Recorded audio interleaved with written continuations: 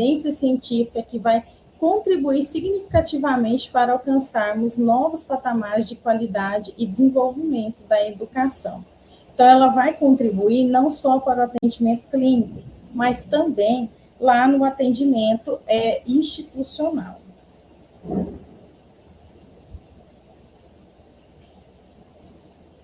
Então, a neuropsicopedagogia, ela é uma ciência transdisciplinar que vai fundamentar nos conhecimentos das neurociências, aplicadas à educação com interfaces da pedagogia e da psicologia cognitiva, que tem como objetivo formal de estudo a relação entre o funcionamento do sistema nervoso e a aprendizagem humana, numa perspectiva de reintegração pessoal, social e educacional. Então, essa citação ela veio do artigo 10, né, da resolução da Sociedade Brasileira de Neuropsicopedagogia. Então, o nosso campo de atuação, enquanto profissional nessa área de atuação, nós devemos compreender que ela é uma ciência transdisciplinar. Então, eu vou trabalhar aí com várias nuances. A neurociências, ela vai, né, trazer aplicada à educação, né, com interfaces da pedagogia, da psicologia cognitiva, então vai estar muito relacionado também ao comportamento. Então, o comportamento também vai influenciar no nosso trabalho. E como que esses comportamentos influenciam? É porque, através do comportamento, nós podemos trazer aí a aprendizagem.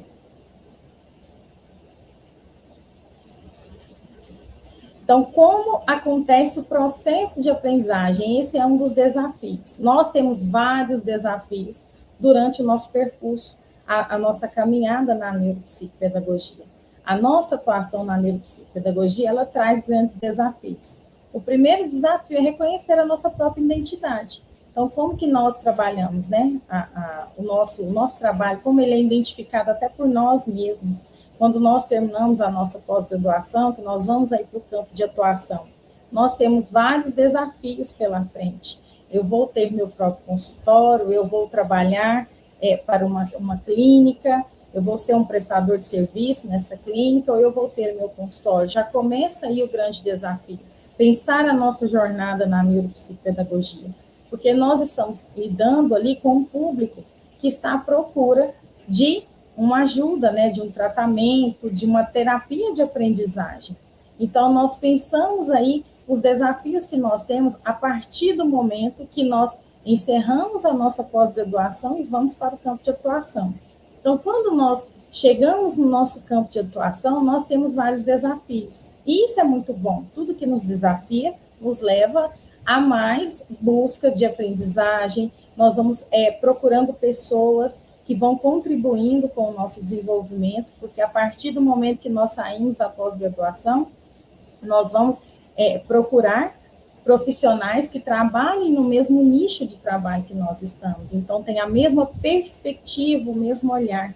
Então, eu vou trabalhar e procurar essas pessoas que vão contribuir. Então, como acontece o processo de aprendizagem?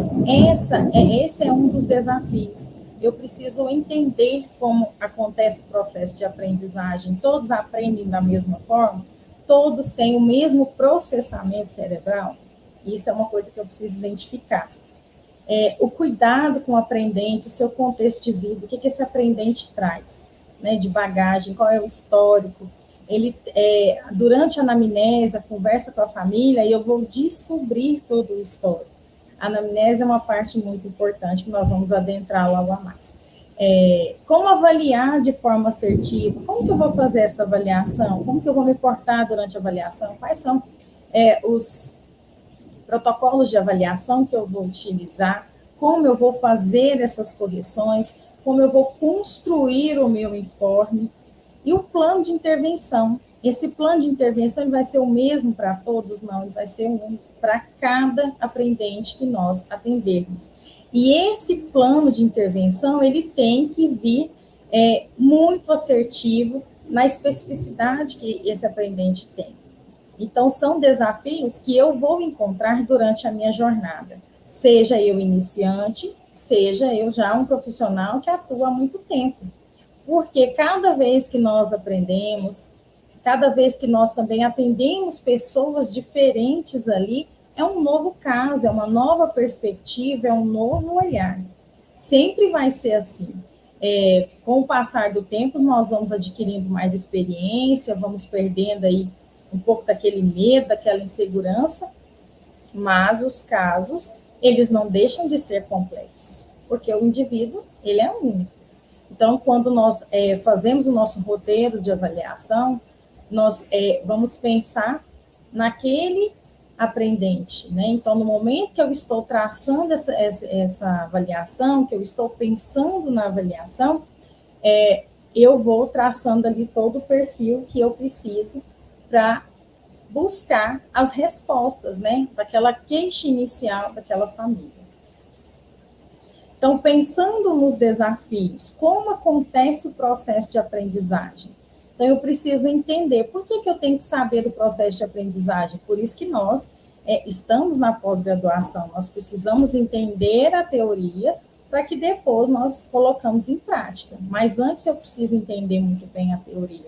Então, eu nunca vou deixar de estudar, eu nunca vou deixar de me aprofundar cada vez mais para que eu possa, de fato, ser um bom profissional. E isso traz lá no nosso código de ética, né? Os estudos, a nossa formação continuada, a nossa busca por conhecimento, ela não pode parar. Nós precisamos sempre estar em constante movimento de aprendizagem, buscando em literaturas, buscando sempre mentorias, supervisões, mas nós precisamos dessa formação continuada, porque nós precisamos ter certeza do que nós estamos fazendo.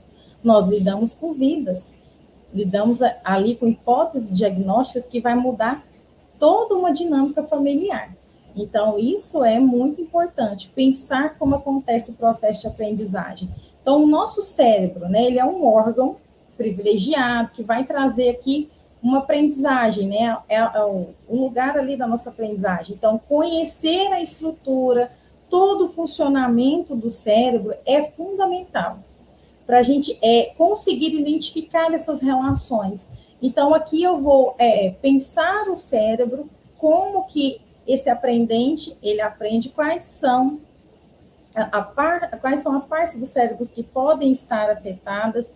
Então, eu vou aqui pensar nas disfunções, que pode ser uma recepção de estímulo, um processamento de informação, uma expressão de resposta. Então, eu preciso identificar. E como que eu vou identificar isso lá no meu consultório? Quando eu faço avaliação. Quando eu faço essa avaliação, essa investigação, né, de rastreio, essa investigação para fazer o perfil cognitivo do meu paciente. Então, eu avalio ali não só déficits, mas também eu vou avaliar habilidades adquiridas. Então, o cérebro, ele é um órgão privilegiado. Conhecer a sua estrutura e funcionamento é fundamental na compreensão das relações dinâmicas complexas de aprendizagem. Então, nessa busca de compreensão pelos processos de aprendizagem, os distúrbios necessários considerar de aspectos neuropsicológicos, nessa manifestação, né, na maioria de reflexos e funções alteradas. Então, é aqui que eu vou identificar se tem algum déficit de função executiva, de alguma habilidade cognitiva. Então, é nesse processo, é entender o processo da aprendizagem, como que esse cérebro funciona, qual é a função desse cérebro, como que essa criança está mentalmente organizada. Eu falo criança porque o público que eu mais atendo é criança, mas a neuropsicopedagogia, ela não é só, né, crianças. Nós atendemos adolescentes, adultos, idosos, e aí nós vamos escolhendo aí o nosso nicho de trabalho. O cuidado com o aprendente, a família e esse contexto de vida. O que eu tenho que me atentar durante esse processo? Então, quando eu recebo essa família lá no consultório, a família procurou o meu atendimento, então ela vai trazer uma queixa, né, para mim. Olha, Tatiele, meu filho tem dificuldade de aprendizagem na escola, troca letras, então eu vou fazer uma escutativa, mas essa primeira escuta não é anamnese, é a queixa inicial dessa família. Então, eu preciso fazer essa escuta ativa, Ouvir essa família nessa queixa inicial. Eu vou anotar aqui inúmeros detalhes? Não, porque aqui não é o momento de anamnese. Então, eu vou fazer aqui uma entrevista inicial e fazer essa escutativa. Então, a família vai trazer para mim uma queixa, vai relatar qual é o motivo que ela trouxe essa criança, né, ao consultório. Então, eu vou fazer essa anotação, eu vou ouvir essa família, mas eu vou interferir em alguma coisa nesse momento? Não, eu só vou fazer a escuta. Esse momento é o momento de conhecer um pouco essa família, conhecer a demanda que está trazendo ela para o consultório.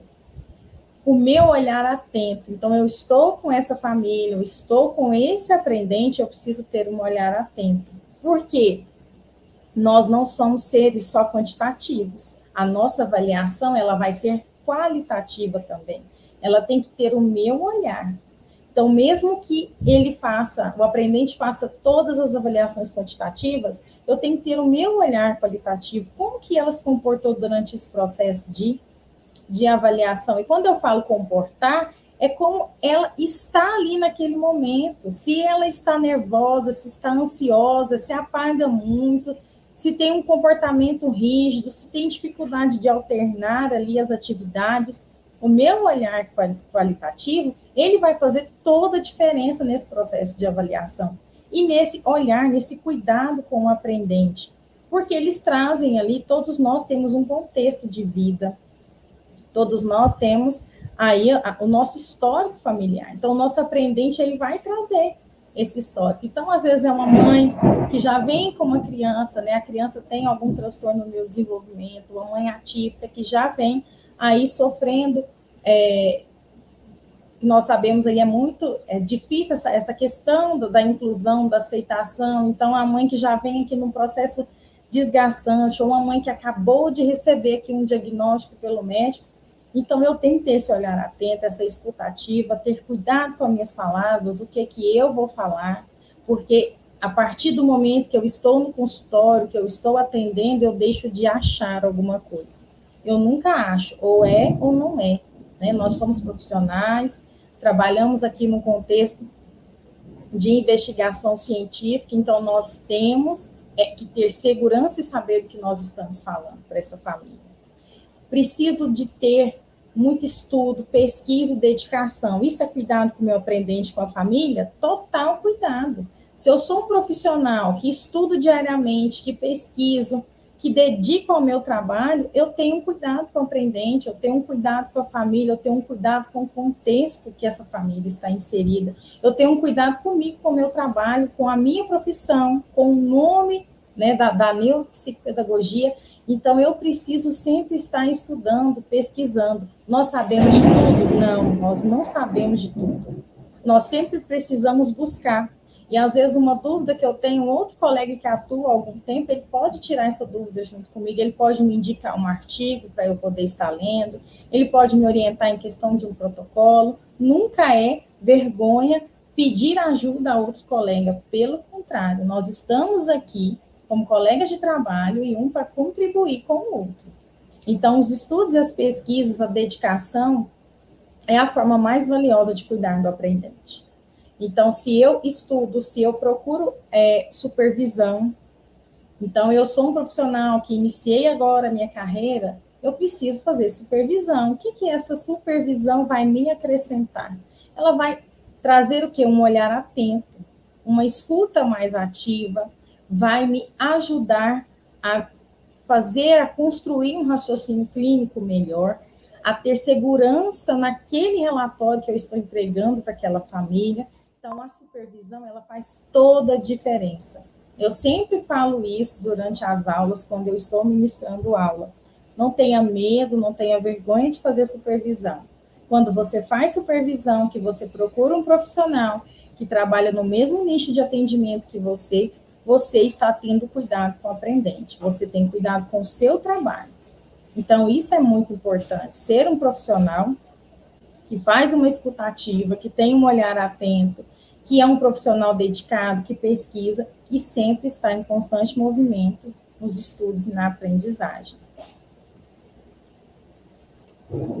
Então, como avaliar de forma assertiva? Então, nós pensamos aqui na aprendizagem, como que essa aprendizagem ela vai acontecer no cérebro, o que eu vou pensar nas habilidades adquiridas, nas disfunções cerebrais ali, que esse aprendente possa ter, se é nesse processamento, se é na forma como eu memorizo, então eu vou ali identificar.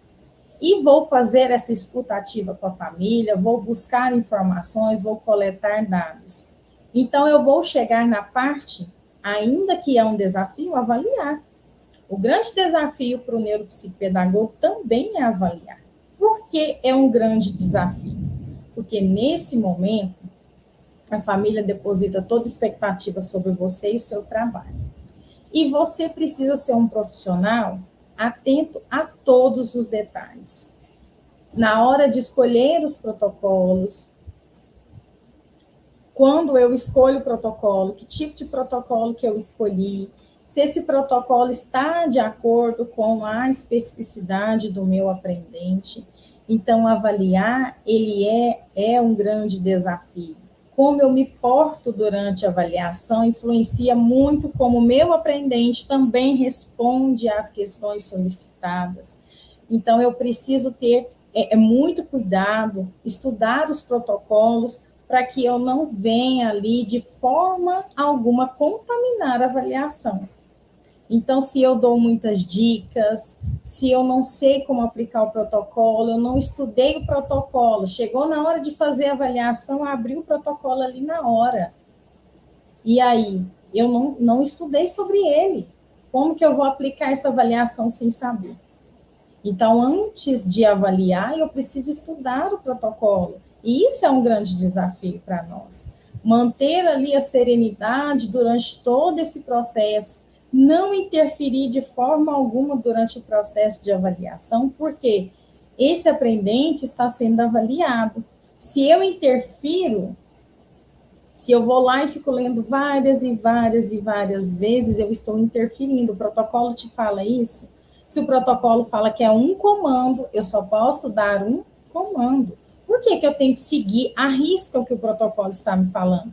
Porque ele é um protocolo testado cientificamente. Então, é uma amostra que foi feita com a quantidade de crianças que responderam aquele questionário. E aí, daquela forma, foi aplicado. Então, traz ali para o aplicador todas as orientações.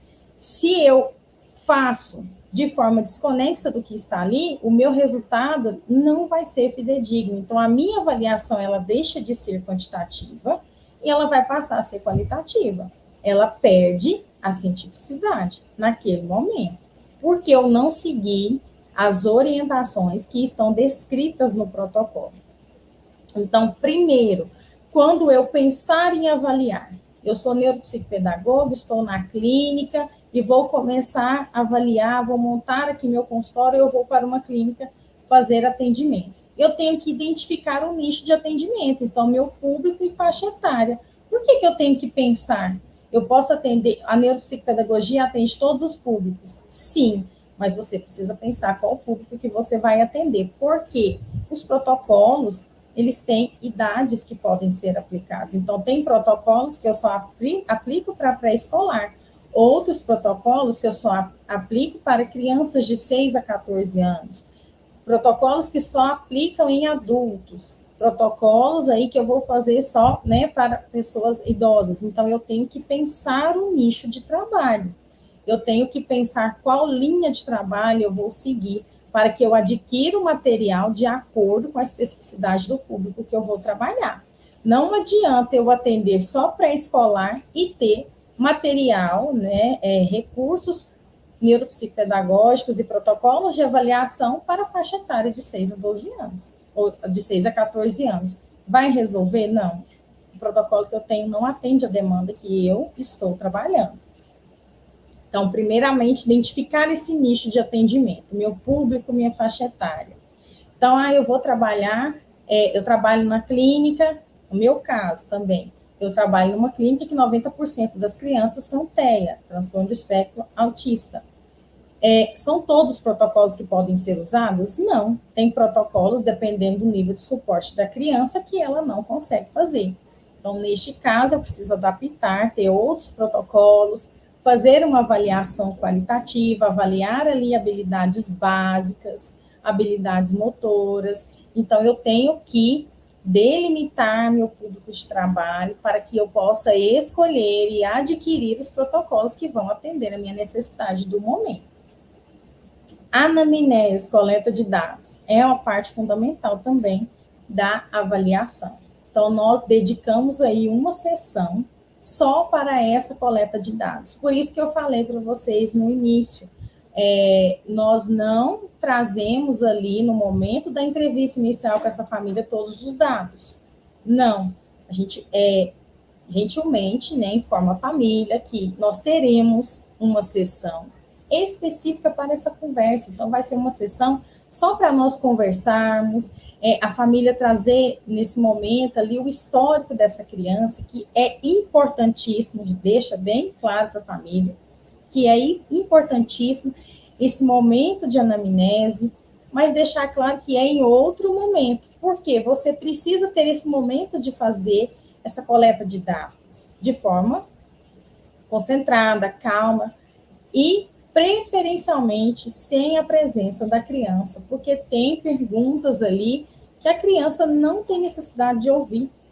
Então, a gente orienta a família que volte, que venha nessa anamnese sem a presença dessa criança, porque tem perguntas ali, se essa criança foi desejada, essa concepção, imagina a mãe falar que não. Então, a criança é doloroso para ela ouvir isso, não foi. Né? Então, ela não precisa saber disso, ela não precisa ouvir isso. Né?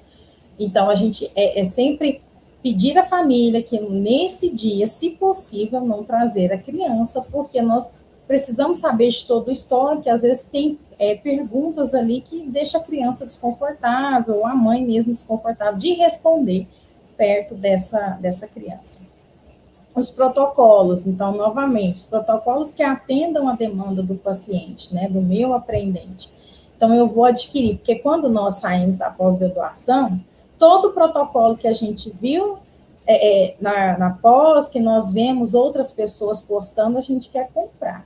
Então, não façam isso, comprem apenas o que você vai trabalhar ali naquele momento. Porque nós queremos sair aí comprando tudo, mas não resolve, né? Porque além de comprar, nós precisamos aprender a aplicar. Como que eu vou aprender a aplicar? Estudando o protocolo e pagando aí, né? Organizando uma supervisão com alguém que aplica aquele protocolo. Então, mesmo que eu veja na pós-graduação, e a nossa pós-graduação no HBF é excelente, traz ali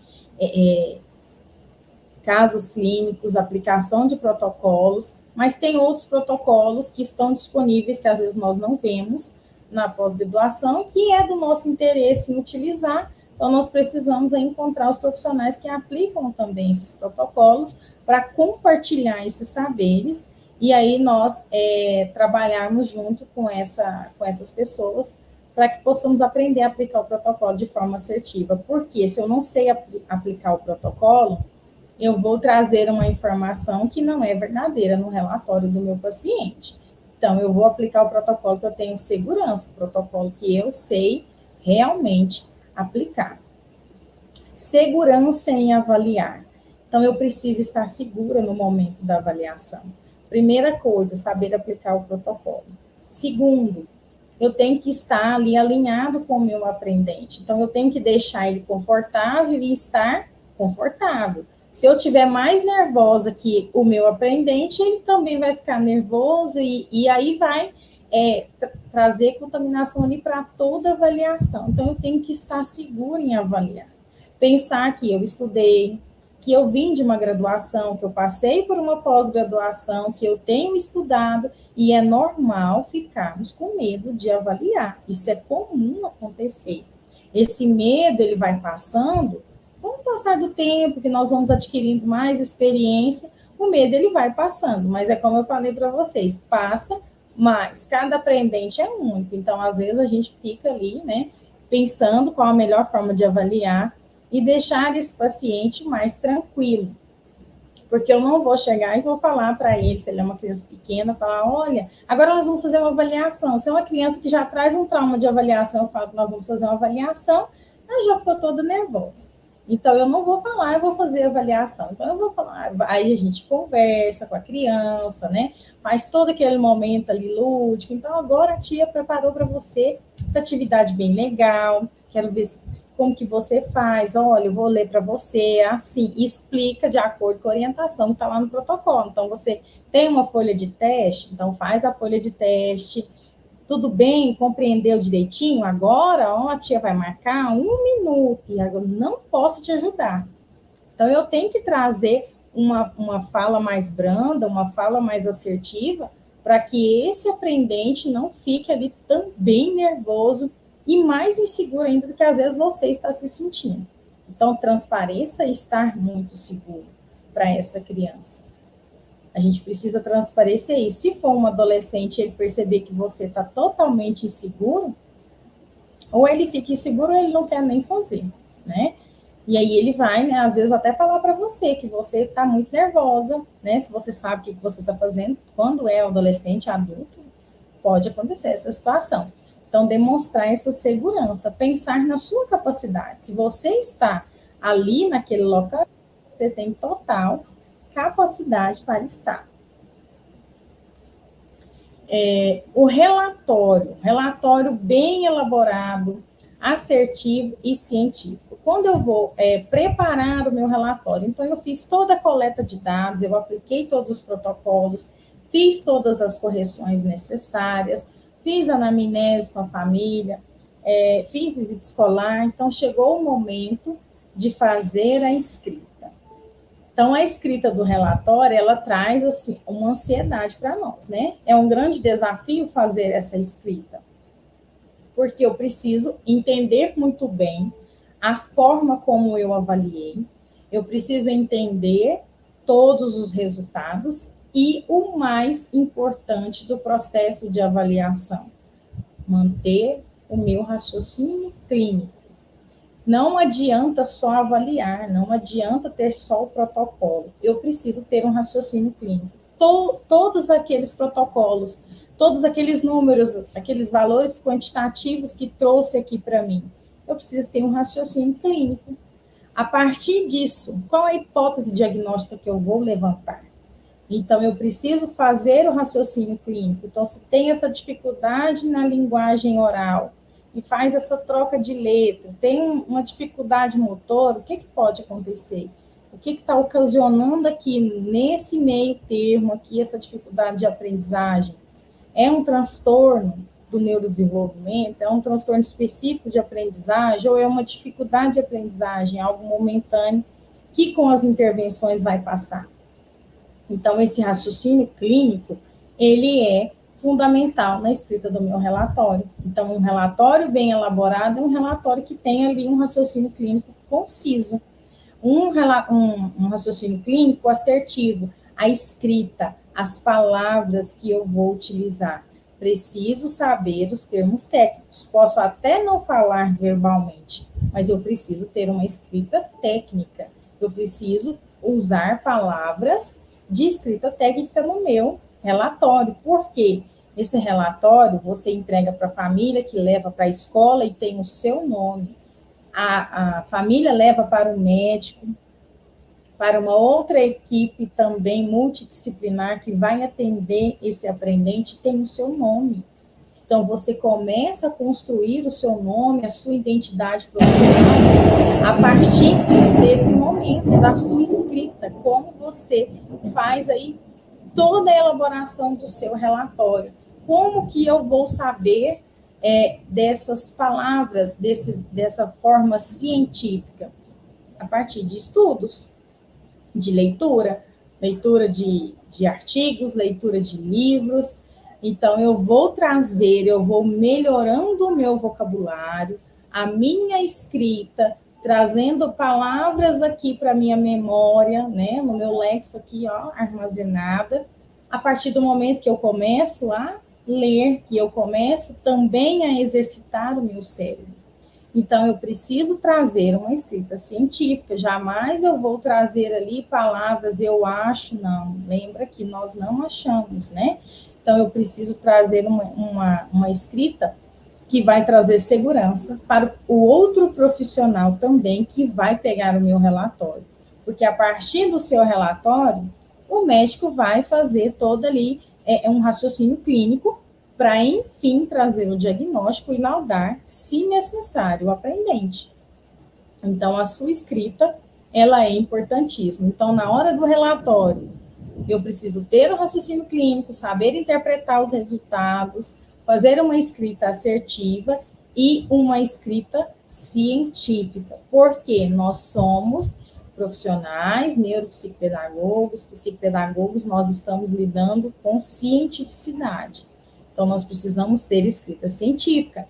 É um documento científico, um documento que ele transita na área da educação e na área da saúde. Então, nós precisamos ter escrita científica, sim. Isso faz parte do nosso trabalho.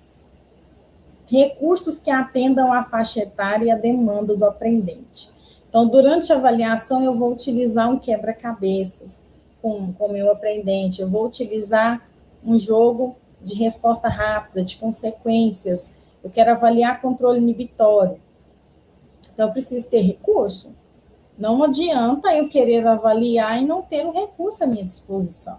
Então, eu preciso ali ter um recurso que vai atender a faixa etária. Então, é um adolescente ali de 12 anos, né, 13, 14 anos que eu estou avaliando, eu não vou entregar para ele ali um quebra-cabeça de 3 peças. Se ele já tem 13 anos, ele tem que fazer um quebra-cabeça com mais de 20 peças, né? Então, eu preciso ter aqui um recurso que atende. Agora, né, se é uma criança que tem um prejuízo um prejuízo de desenvolvimento, com prejuízo mais profundo, aí sim, né, eu vou trazer um recurso de acordo com o que eu sei que ele vai conseguir ali naquele momento desempenhar. Vou trazer um com menos peças e um com mais peças. Vou entregar primeiro que tem menos peças, ver como que monta e depois entregar o outro. Nesse momento que a criança está fazendo esse processo dessa avaliação, que ela está construindo esses materiais, eu vou fazer intervenção? De forma alguma. Eu estou, nesse momento, avaliando. Então, eu não vou ficar falando para ela, não é essa peça, pega essa, coloca aqui. Não posso falar. Porque, nesse momento, a criança precisa mostrar se ela tem estratégia, se ela tem planejamento, como que ela age no momento de frustração, de dificuldade. Então, eu preciso saber, é no momento que eu estou avaliando. A devolutiva. Então, o momento dessa devolutiva também é um grande desafio para nós. Por quê? A minha devolutiva ela tem que ser ética e profissional. Então, eu fiz avaliação, fiz 10 sessões com esse aprendente, e às vezes a família espera uma hipótese diagnóstica e você traz outra. Isso pode acontecer, e a família não querer aceitar essa hipótese diagnóstica.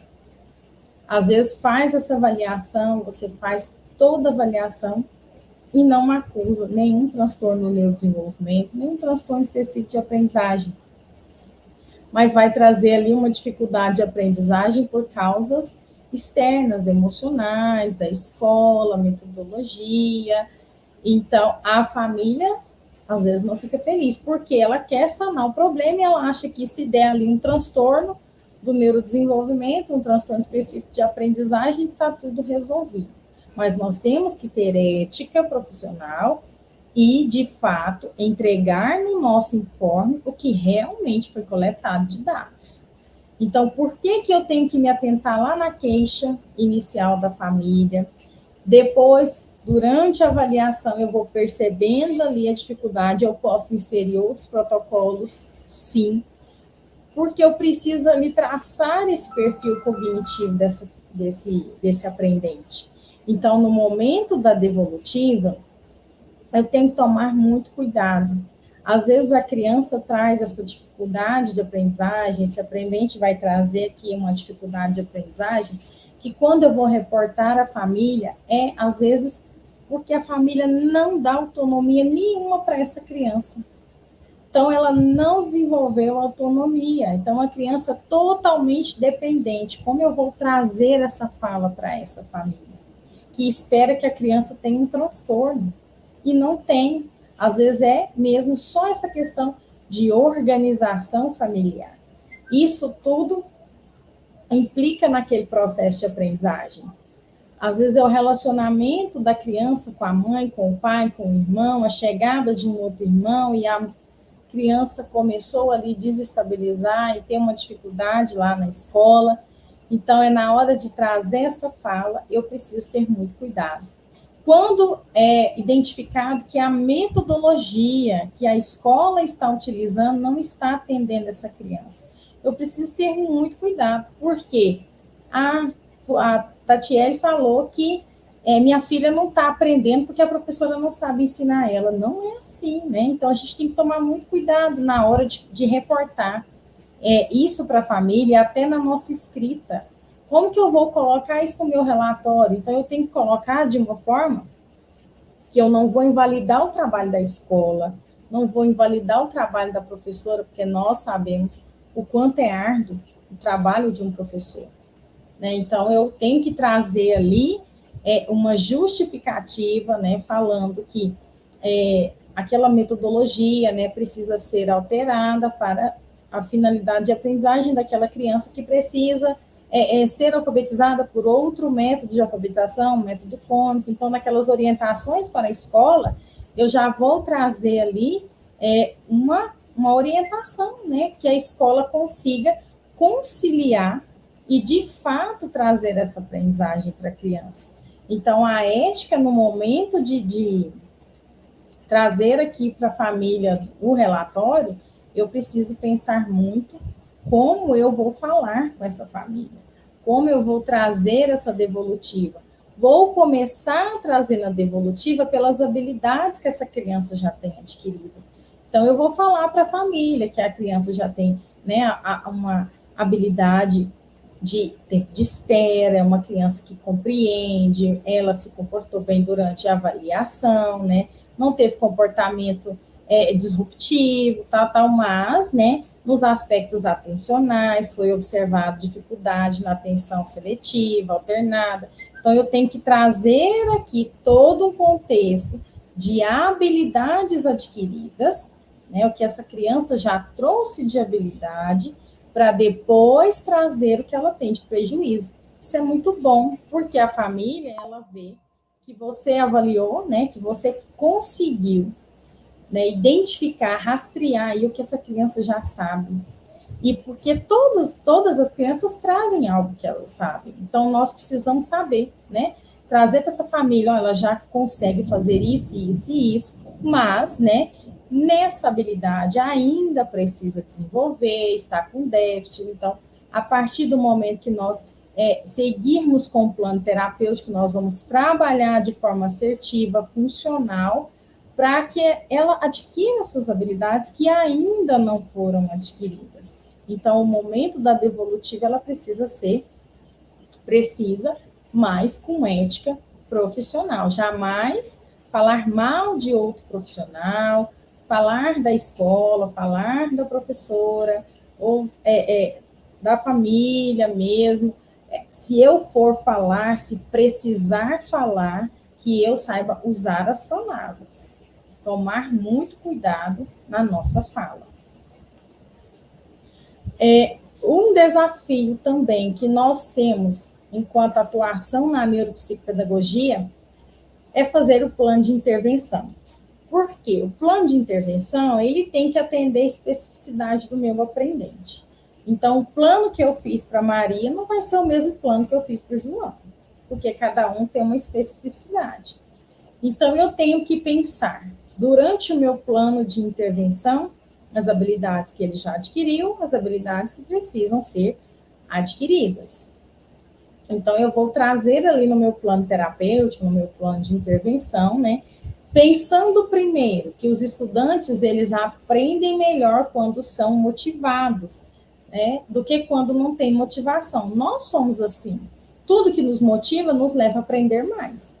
Então, eu preciso pensar aqui no meu plano de intervenção, como eu vou fazer as intervenções, motivando essa aprendizagem, trazendo essa motivação diária para que queira aprender. Porque também o nosso aprendente precisa querer aceitar a aprendizagem. Então, eu preciso trazer aqui motivação. Então, trazer aí os elogios, né? Parabéns, muito bem, você fez certo. Mesmo que não tenha feito da forma correta naquele momento, parabéns, olha como você está em grande progresso. Vou te dar uma dica, vamos fazer assim? Você acha que assim fica melhor? Então, aqui eu vou trazendo essa motivação, inserindo esse aprendente no meio da aprendizagem, fazendo trocas com esse aprendente, para que ele possa contribuir também no processo dele de aprendizagem, para que ele se sinta totalmente inserido e tenha prazer em aprender. Estresse impacta a aprendizagem? Muito. Então, se está passando por um momento de estresse na escola, na família, em qualquer ambiente, isso vai impactar na aprendizagem? Sim. Até durante a avaliação. Se eu percebi que essa criança hoje chegou com um comportamento totalmente diferente do que ele traz todas as vezes, nem adianta eu ficar aplicando ali uma avaliação de protocolo, porque às vezes não vai conseguir fazer da forma correta que o protocolo pediu e não vai trazer o resultado realmente que essa criança precisa nesse momento. Então, esse olhar atento, lembra lá do início, o olhar atento, ele está em todos os momentos do nosso atendimento. Ansiedade bloqueia oportunidades de aprendizagem? Sim, bloqueia várias oportunidades de aprendizagem. A ansiedade, ela vai trazendo aqui uma disfunção, né, no nosso cérebro, acelera ali muito o processo de adrenalina, depois traz aquela baixa, então isso tudo vai impactar na aprendizagem. Eu preciso pensar no momento de fazer o meu plano de intervenção, se essas estratégias que eu estou trazendo também não vai gerar ainda mais ansiedade. Chegou o momento de desensibilizar, então eu vou desensibilizar. Depois eu trago de volta aqui, né, aquele momento mais agitado. Estados depressivos podem impedir a aprendizagem? Sim. Então, se é uma criança que está passando ali, um aprendente, que está passando por um processo de depressão, que está com problema ali familiar, é uma criança ainda que às vezes a família não percebeu essa dificuldade, vai impactar na aprendizagem, vai ser um dos fatores que também está impedindo essa aprendizagem. O tom de voz de outras pessoas é rapidamente julgado no cérebro como ameaçador ou não ameaçador. Nós somos assim enquanto adultos. Dependendo do tom de voz das pessoas, nós já assustamos. Se é uma pessoa que conversa mais brando, nós já ficamos mais tranquilos. Então, o tom de voz ele vai impactar muito. Então, na hora que eu estou fazendo a intervenção, a forma como eu falo com o meu aprendente vai impactar nessa relação que ele cria comigo, esse vínculo afetivo, né? Quando o Valon fala lá do afetar, né? Que ele traz como eu afeto essa aprendizagem desse aprendente, o meu tom de voz, ele vai falar muito. Eu nunca esqueço uma vez que eu fui ministrar uma aula na pós-graduação, não me recordo a turma que era, que aí quando eu comecei a falar, porque eu falo muito devagar, né? Acredito que dá até um pouco de sonolência, e aí quando começou, falei, né? Aí quando terminou a aula, que a gente faz as considerações, né? Perguntas sobre a aula, e uma das alunas falou, nossa, professora, quando você começou a falar, eu pensei, nossa, hoje vai dar 10 horas da manhã, mas não dá meio-dia, não dá hora de ir embora. Porque o meu tom de voz é muito tranquilo. Então, ele traz aqui, né, até uma dificuldade, às vezes, se a pessoa for muito agitada. Mas o nosso tom de voz, ele delimita ali o nosso trabalho, né? Então, ainda bem que eu fui falando, né, fui trazendo várias coisas, ela não dormiu, né? A aula foi boa, ela conseguiu, ela foi ótima a aula, o tom de voz não atrapalhou. Mas, assim, às vezes a pessoa tem um tom de voz mais alto e isso impacta, né? Às vezes não está falando nada demais, não está falando, né, nada que venha que julgar, mas o aprendente já recebe ali de forma, né, que trouxe um medo, trouxe uma ansiedade. Então, o nosso tom de voz, ele precisa, nós precisamos aqui trabalhar o nosso tom de voz. A nossa face, né? Então, como nós olhamos aqui para esse aprendente, se nós estamos com aquele semblante fechado, ou se nós estamos sempre sorridentes, nós precisamos viver rindo para todo mundo? Não, mas nós precisamos ser cordiais, né? Nós, e ainda mais que trabalhamos com o público, que trabalhamos com crianças, na maioria das vezes nós precisamos aqui trazer aqui um semblante melhor, né? O nosso rosto tem que transparecer tranquilidade. Quando eu estou fazendo os atendimentos, sempre gosto de olhar para as crianças e sorrir, e assim, às vezes, igual às vezes eu trabalho com muitas crianças do espectro autista, tem crianças que não fazem contato visual, vocês, né, sabem disso, e a gente começa a conversar, olhar, né, abaixa a cabeça, brinca, oi, oi, e eles começam ali a estabelecer mínimo, mas já é um começo, né, de estabelecer um contato visual, de olhar, porque eu trouxe aqui um semblante de alegria, de sorriso, também estou trabalhando com essa criança, essa imitação, esse reconhecimento das emoções, então a nossa face, ela transparece muito o que nós estamos sentindo naquele momento. Então, nós precisamos aqui trazer um semblante aqui mais tranquilo, né? A nossa intenção para aquele momento. Feedback é importante para o aprendizado. Sempre é bom trazer o feedback para a família e para a criança. Sim, a criança precisa saber que ela está indo muito bem, ou que ela precisa ainda melhorar, que tal comportamento não foi legal naquele momento. Os feedbacks, eles são importantíssimos. Eles estão aí na construção do nosso aprendizado. Trazer o feedback para a família, né? O que você trabalhou com essa criança nesse dia, como que ela se comportou. A família começa a depositar ali em você confiança no seu trabalho, porque você traz falas do cotidiano, do que você tem trabalhado, e a família começa a observar isso em casa. Chega um dia que ela fala para você, nossa, você me falou que trabalhou assim com o fulano hoje no consultório, trabalhou esses dias no consultório, e lá em casa ontem ela fez assim. Então, quando você fala, você valida o seu trabalho. Então, sempre dê o feedback ao seu paciente, dê o feedback à família do paciente. É ficar horas e horas falando? Não.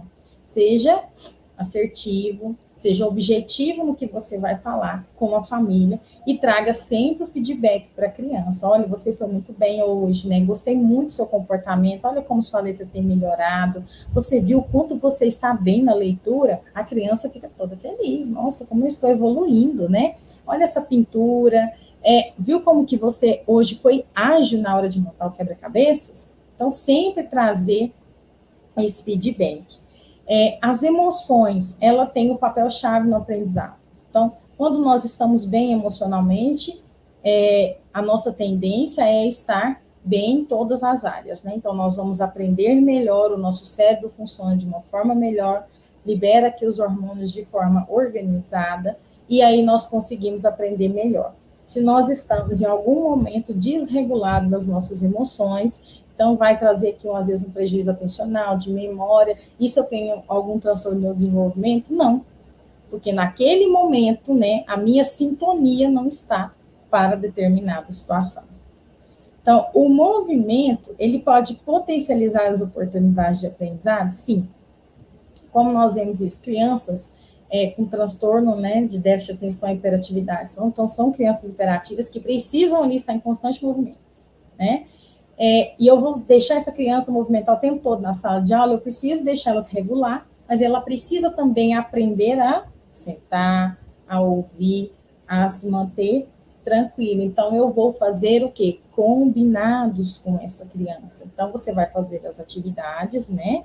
Em tal momento, eu vou te dar 1 minuto para você ir lá fora, né? Então, vai lá tomar uma água. Aquele momento que ele dá aquela volta ali no pátio, já regulou.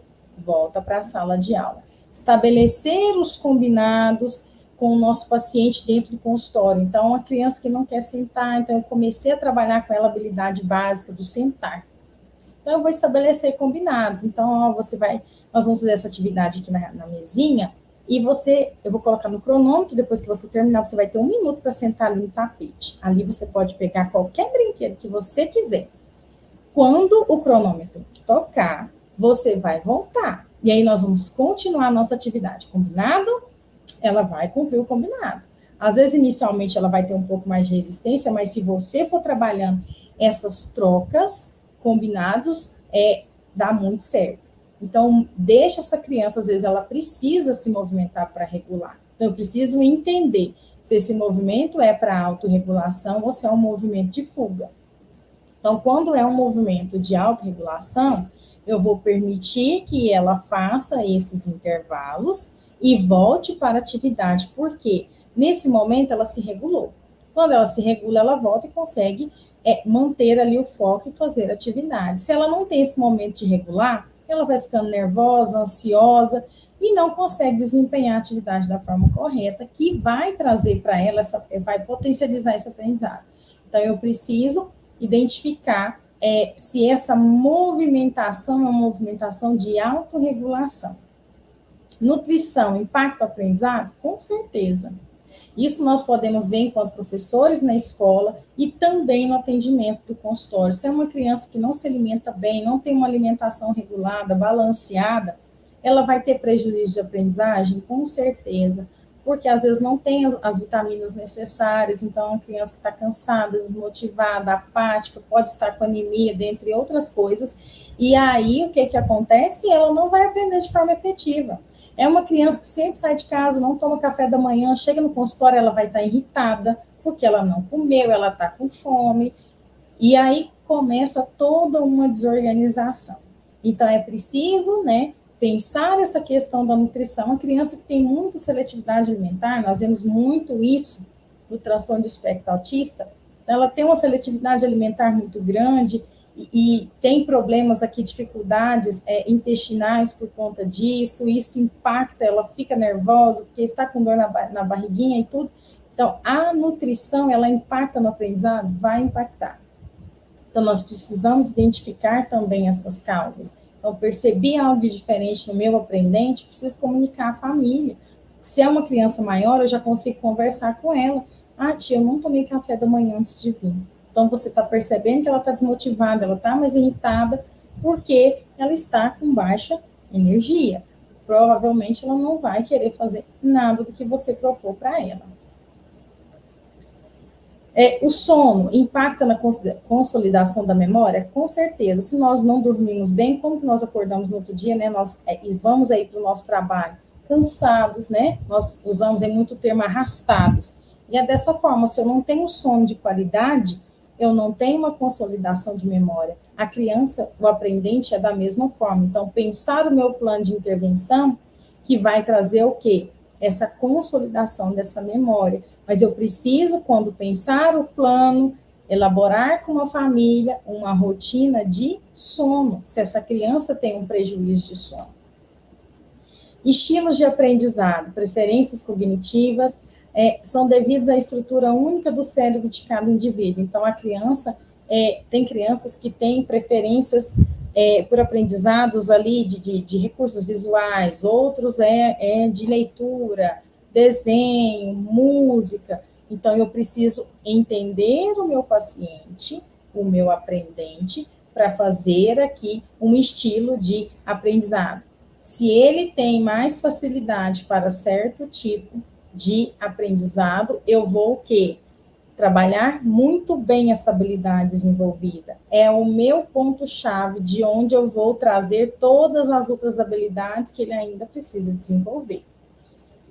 Diferenciação nas práticas da sala de aula são justificadas pelas diferentes inteligências dos alunos. Então, pensar aqui nas práticas da sala de aula, como justificar e trazer de forma, a gente fala amplo, mas pensando na sala de aula, no contexto de sala de aula, quais são as propostas que vai trazer ali, que eu vou pensar no meu plano de intervenção, que eu vou inserir o meu aprendente nessa orientação para a escola, como que ele vai estar ajustado ali aos colegas, ao processo de aprendizagem, à escola, nesse âmbito de diferentes aprendizagens, né, de inteligência. Então, eu preciso pensar nessa prática, né? Como eu vou trabalhar na intervenção no consultório que vai impactar na vida da criança na escola e na família. Uma coisa que nós temos que pensar enquanto atendimento clínico, o nosso desafio é não ter somente um paciente bom no nosso consultório, que faz tudo que nós pedimos, mas quando ele sai para fora, que ele vai para a escola, que ele está na família, que ele está lá na sociedade, ele não consegue desenvolver as habilidades. A terapia tem que fazer efeito não só no consultório, em todos os ambientes que esse aprendente frequente. Assim, a terapia é assertiva. Ainda do nosso plano de intervenção, então pensa o quanto o nosso plano de intervenção ele é rico de detalhes, como eu preciso pensar nele. Então, ele vai ter como objetivo o desenvolvimento potencial da aprendizagem do sujeito. Vai levar em consideração dificuldade e os déficits, metas que se pretende alcançar, desenvolvimento potencial de aprendizagem, estratégias utilizadas para que as metas sejam alcançadas. Foi tudo que que eu vim falando para vocês aí, nesse momento de plano de intervenção. Então, eu tenho que ter um objetivo, né, desenvolvimento potencial. Como eu vou potencializar essa aprendizagem? Eu, enquanto neuropsicopedagoga, que já sei do processo de aprendizagem, que já avaliei, que já construí o perfil cognitivo, chegou a hora de fazer o plano de intervenção. Como vou potencializar a aprendizagem? Vou precisar de reforçadores? Qual é a forma que essa criança tem mais facilidade em aprender? Mas eu vou trabalhar só essa forma? Não, vou desenvolver outras habilidades. Mas aqui é o meu ponto de partida. Levar em consideração a queixa que essa família me trouxe. Então, eu preciso pensar um plano, né, de intervenção ali a partir de tudo que eu avaliei, também levando em consideração a queixa. As metas que eu quero alcançar. Por quê? Eu fiz a avaliação, fiz o plano de intervenção e eu vou ficar ali 1 ano, 2 anos trabalhando aquele plano de intervenção? Não, eu preciso repetir a avaliação, preciso comparar os dados e, então, aprimorar o meu plano de intervenção, ver o que já consolidou de aprendizagem, o que ainda está em déficit. Mas eu paro de fazer a manutenção dessa aprendizagem? Não. Mas eu vou focar nas habilidades que ainda não foram adquiridas. Vou fazer a manutenção das que já foram adquiridas, mas trabalhar com mais afinco com as que não foram ainda adquiridas. Quando eu penso nas perspectivas, então aqui já falei de vários desafios para vocês e tem outros, né, que não foram ainda mensurados, que não foram mensurados aqui, mas quando eu penso na perspectiva da neuropsicopedagogia, o que nós temos de perspectiva enquanto profissionais da neuropsicopedagogia? O reconhecimento efetivo do trabalho do neuropsicopedagogo. Então, nós precisamos ter o nosso reconhecimento. O que o nosso trabalho contribui para essa aprendizagem da criança? Na vida social, na escola, né, na igreja, onde essa criança frequenta, os ambientes que ela frequenta, como que ela consegue trazer essa aprendizagem, como que ela consegue aprender ali com o outro, como que ela aprende no meio que ela vive. A inclusão assertiva e eficaz, como eu vou incluir essa criança no processo de aprendizagem, porque ela está com você para estar, de fato, inclusa no processo de aprendizagem. Como que eu vou trabalhar as intervenções, fazer as orientações para a escola que traga, de fato, uma inclusão assertiva. Porque a inclusão não é só colocar a criança lá na escola e ela está indo lá todo dia, ela está inclusa, não, é ter ali um material adaptado, que ela consiga realizar a demanda, que ela participe de forma eficaz na aula, que ela faça também monitoria ali com os outros colegas, que ela traga para a sala de aula as habilidades que ela já tem, que a escola, a professora, a sociedade, os colegas conheçam todas as potencialidades que essa criança já tem, né? E as que ela está em pleno desenvolvimento.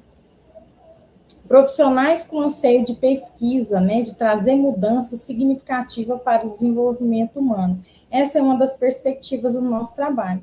é ter profissionais que buscam pesquisas, né, que trazem mudanças significativas para o desenvolvimento humano. Porque nós estamos, na nossa profissão da neuropsicopedagogia, pensando o quê? No desenvolvimento humano.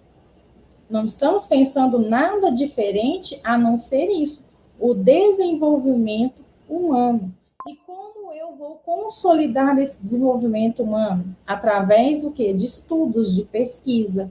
Então, eu preciso pesquisar, preciso estar aqui no campo de atuação, pensar o trabalho, né, do neuropsicopedagogo como um profissional que está em constante pesquisa.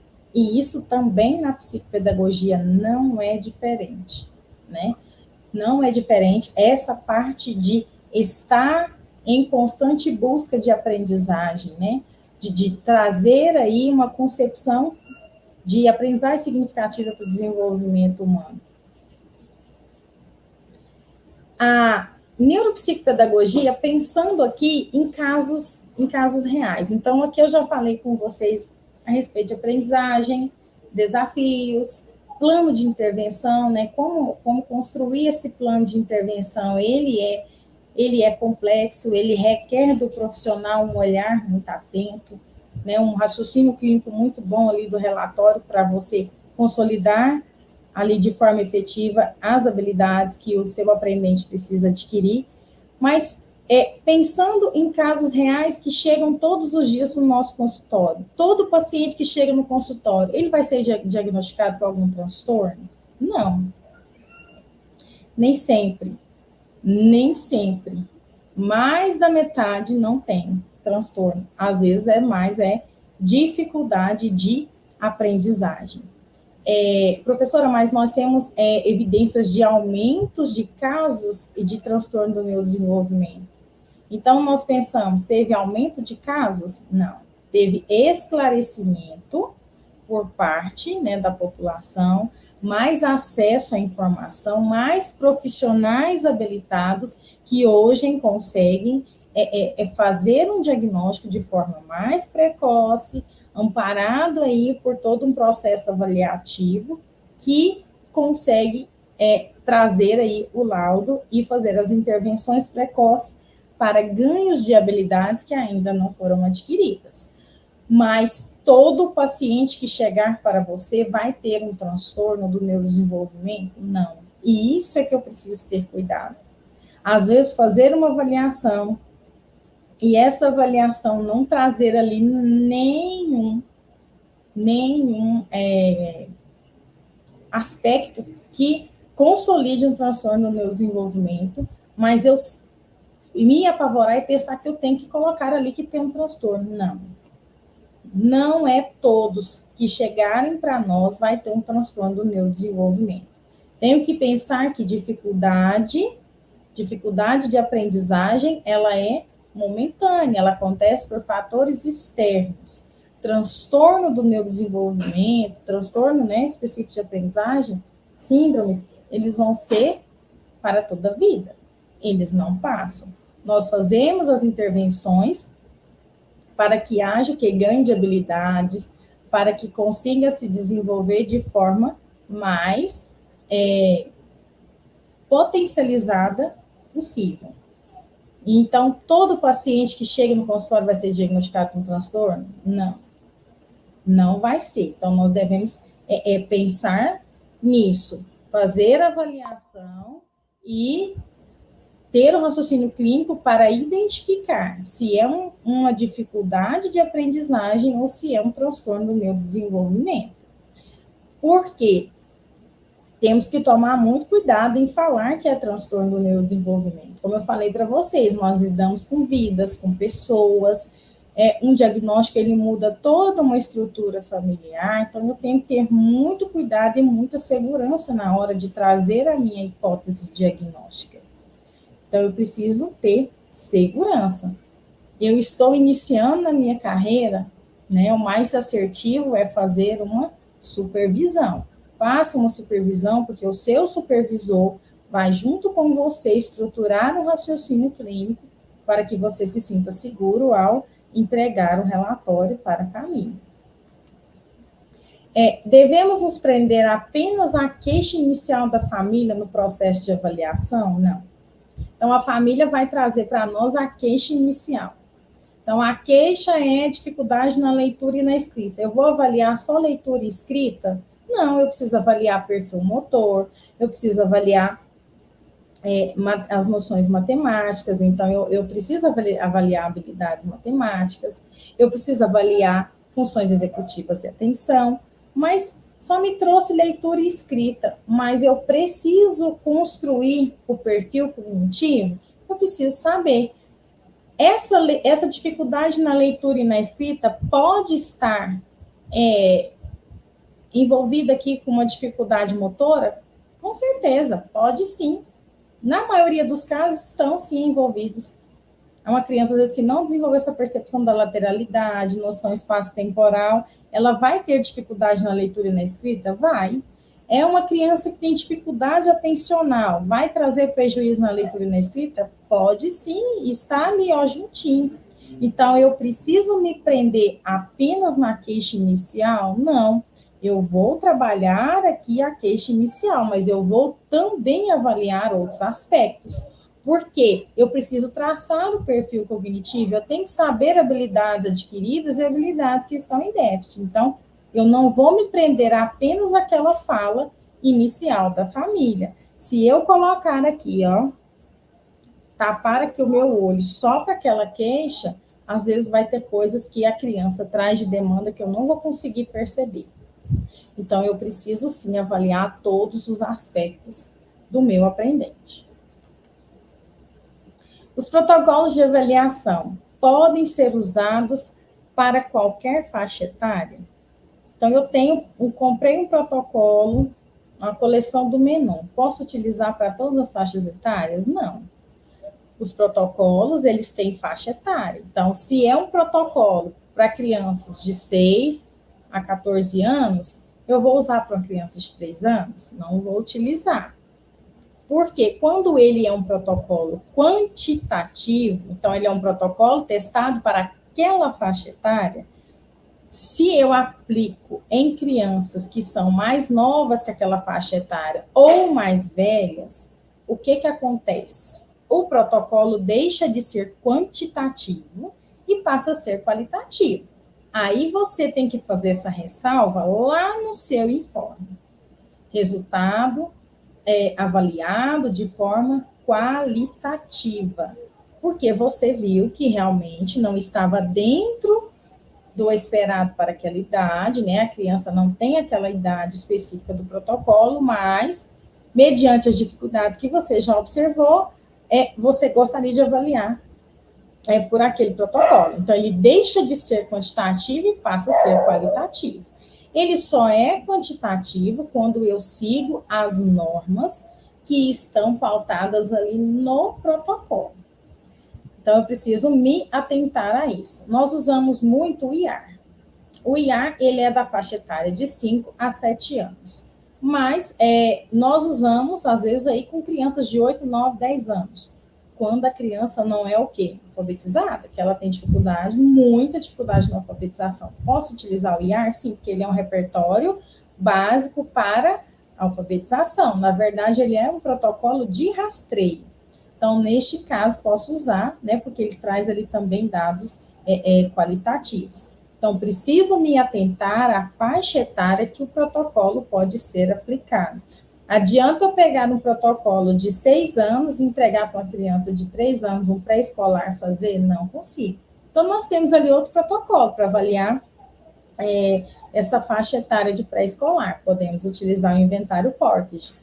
Ele traz ali o gráfico, os dados dos marcos de desenvolvimento dessa criança, se a idade funcional e cronológica estão de acordo. Então, possa aí utilizar o Portage. Mas preciso pensar idade do paciente, protocolo avaliado.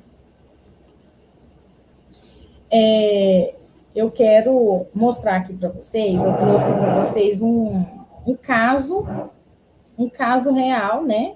Pensando aqui na nossa estrutura da neuropsicopedagogia, um caso. Então, uma aprendente de 8 anos, né, chega no consultório com baixo desempenho escolar, dificuldade na leitura, escrita, trocas de letras, principalmente fonemas, P, B, F, V, está sempre atrasada com as atividades, não consegue terminar em tempo hábil. Mãe relata que a criança tem dificuldade em pular corda, amarelinha, amarrar os próprios sapatos. Todas as vezes que pede para transmitir um recado, esquece o que foi falado, fica nervoso. Como que eu vou avaliar essa criança? Então, eu tenho várias informações. Como que eu vou pensar no meu processo de avaliação com essa criança? Quais os protocolos que eu posso utilizar mediante essa situação? Como eu vou iniciar essa avaliação? Então, eu vou iniciar minha avaliação neuropsicológica, neuropsicopedagógica, pensando nas especificidades desse aprendente. Então, eu vou preparar ali, organizar a minha primeira sessão, né, de forma ampla, para conhecer o meu aprendente. Mas eu preciso avaliar o que mais? Um repertório de alfabetização, de leitura, de escrita. Então, eu preciso ter à minha disposição protocolos que competem à faixa etária de 7 anos. Esses protocolos precisam avaliar leitura. Então, eu vou avaliar linguagem oral e linguagem escrita. Preciso identificar como é esse processamento, né? Como essa criança manipula esses fonemas e como essa criança escreve, né? Como que ela traz essa grafia, como é a codificação e a decodificação. Precisa avaliar habilidades matemáticas? Sim, se tem dificuldade de leitura e escrita, pode trazer dificuldades nas habilidades matemáticas? Sim, pode estar muito vinculado. Às vezes traz mais prejuízo matemático do que, de fato, na escrita. Precisa avaliar funções executivas? Preciso. Por que eu preciso avaliar funções executivas? Por esse quesito aqui, ó. Quando ela relata que a criança tem dificuldade em transmitir recados, fica nervosa, esquece. Então, eu preciso avaliar funções executivas. Preciso saber como que essa flexibilidade cognitiva dessa criança, como é a memória de curto, de longo prazo, como está a atenção dessa criança, atenção seletiva, sustentada, alternada. Aqui ela precisou me falar isso? Não, mas ela me trouxe relatos. E de toda forma, mesmo que não tivesse trago essa informação, eu iria avaliar? Sim, porque se ela tem dificuldade na leitura e na escrita, ela pode ter prejuízo atencional, pode ter prejuízo de memória. Então, eu preciso avaliar. Avaliar perfil motor. Por que eu vou avaliar? Ela já me trouxe uma queixa motora.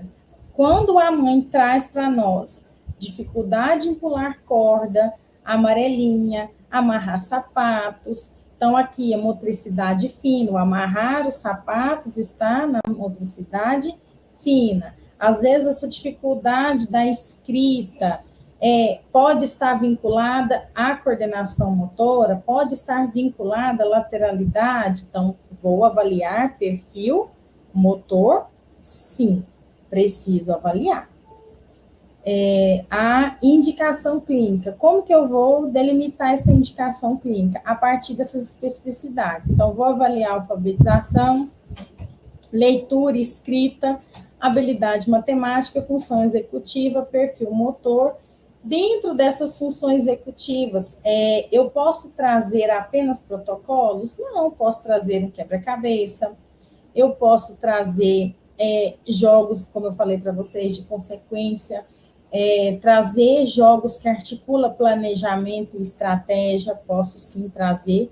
Vou trazer dados quantitativos, mas também vou trazer dados qualitativos e vou levantar a hipótese diagnóstica. Então, pensando aqui nesse caso, trouxe aqui dificuldade fonêmica, muita dificuldade na hora da escrita. Então, no teste de compreensão oral, essa criança teve muita dificuldade, teve dificuldade na hora de fazer o teste de sentenças escritas, o teste de nomeação infantil também ficou baixo. teve dificuldade atencional, perfil motor, pode sim ter uma indicação de transtorno específico de aprendizagem.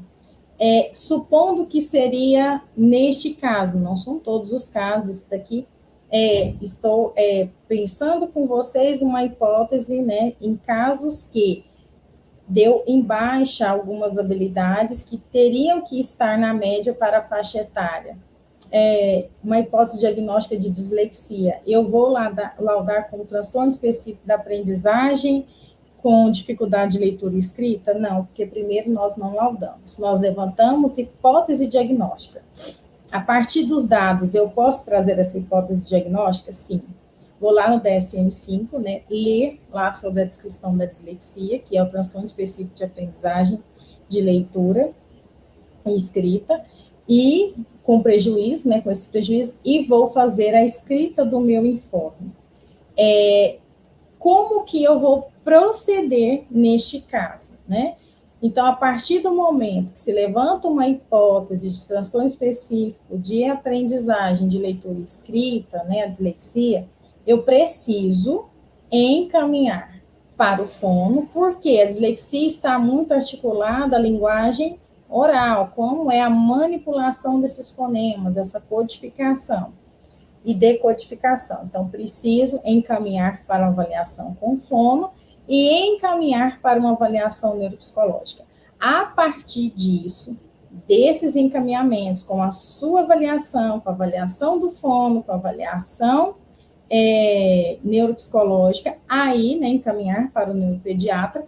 O neuropediatra vai olhar como que foi feito todo esse conjunto de avaliação, fazer aí o levantamento e então laudar da forma necessária, se realmente é o transtorno específico de aprendizagem ou não.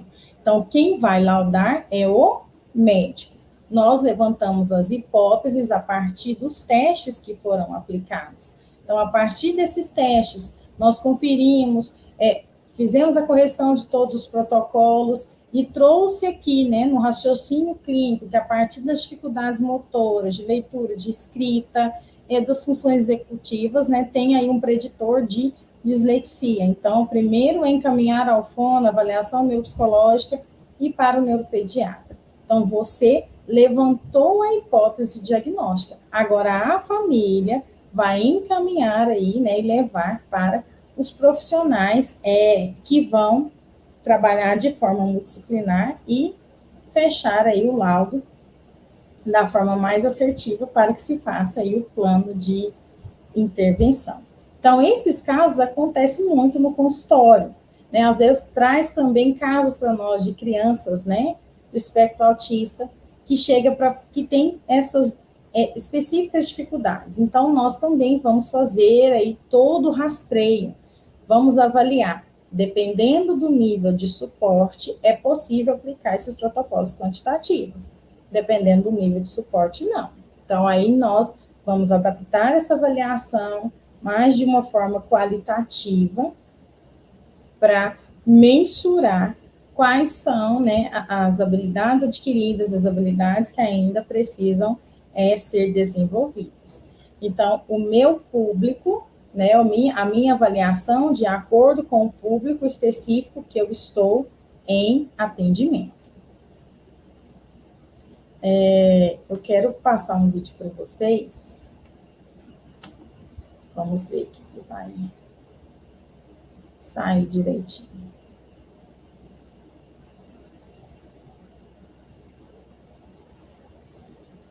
Esperar aqui um pouquinho.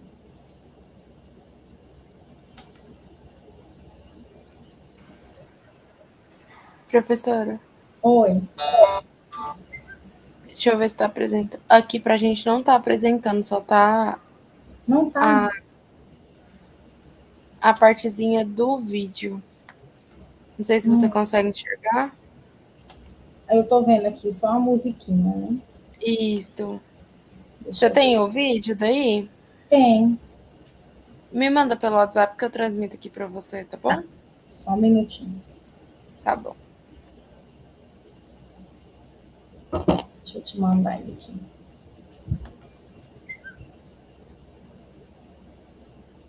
E aí, esse vídeo, ele fala muito do processo de aprendizagem. Como perceber essa aprendizagem, como que o nosso papel mediante essa aprendizagem, como incentivador da aprendizagem. Né? Então, é aprender e aprender o vídeo. Vou passar para vocês, achei muito interessante, e compartilhar com vocês, porque reflete muito a nossa prática neuropsicopedagógica, a nossa prática no consultório. E a persistência, né, a perseverança que o aprendente tem, né, essa motivação. Lembra quando falei para vocês da motivação? Então, essa motivação que ele precisa ter. Estou mandando aí para a Evelyn. Evelyn, já mandei, deve estar chegando aí para você.